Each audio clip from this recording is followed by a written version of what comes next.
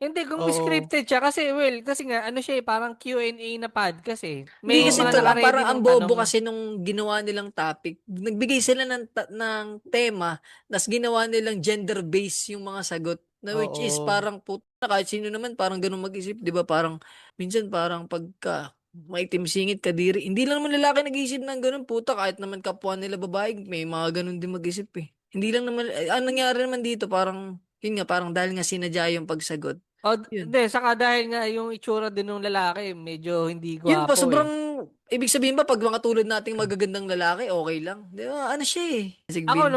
ang naging reaction ko dun pre, ang lakas ng loob niya magsalita ng ganun, ang itsura niya bokbokin eh. Ibig Dapat sabihin, hindi wala mo, pa siyang karapatan. Paano kung wala yan yung siyang kanyang, karapatan pre, manahimik siya dapat. If the face is not facing.